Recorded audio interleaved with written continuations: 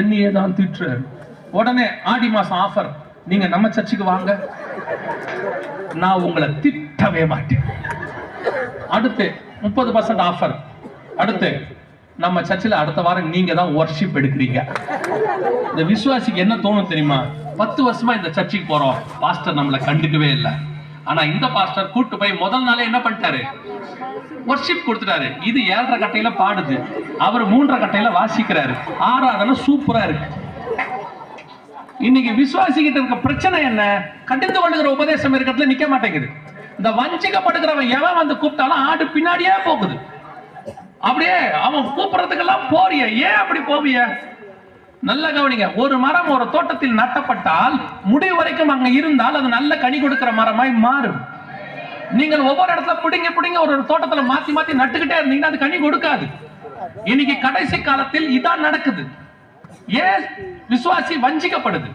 முந்தையெல்லாம் பாத்தீங்கன்னா ஒரு கள்ளோபதேசக்காரன் வீட்டுக்கு வரணும்னா ஒண்ணு வீட்டுக்கு வருவான், நம்ம வீட்டுக்கு 2 பேரா வருவாங்க. இயேசு கிறிஸ்துவை பத்தி நாங்கள் பேச விரும்புகிறோம்பா.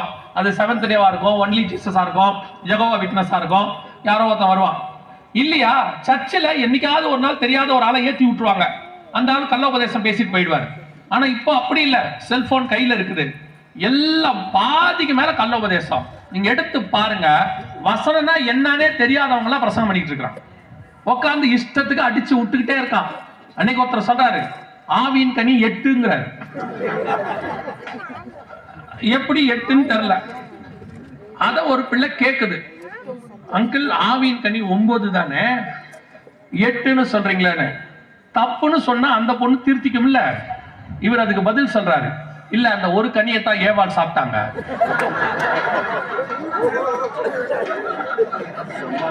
எங்க பிடிச்சிருக்காம பாருங்க. இப்ப நீங்க அவங்களுக்கு பின்னாடி போறீங்க. அவன் சரியான உபதேசமா நல்ல உபதேசமா தெரிய மாட்டேங்குது. தயவு செய்து விசுவாசிகளுக்கு சொல்றேன், உங்களுக்கு ஒரு சபையை கர்த்தர் கொண்டு போய் நாட்டினார். அந்த சபையில அந்த ஊழியக்காரன் கையில இருங்கள். சில நேரத்துல கடினமா இருக்கும், சில நேரத்துல ஊழியக்காரங்க கடினமா பேசுவாங்க.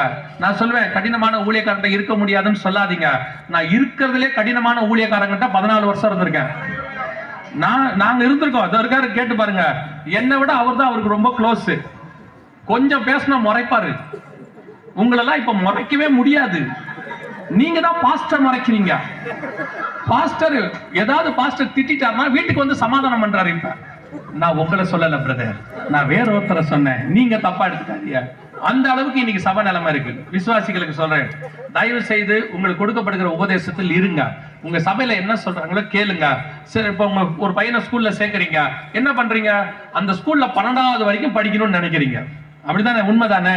அதே மாதிரி தான் ஒரு சபையில சேர்ந்து சீஷன் ஆகி ஊழியக்காரன் ஆகிற வரைக்கும் அந்த சபையில தரித்திருங்கள். இல்லை என்றால் வஞ்சிக்கப்படுவீர்கள்.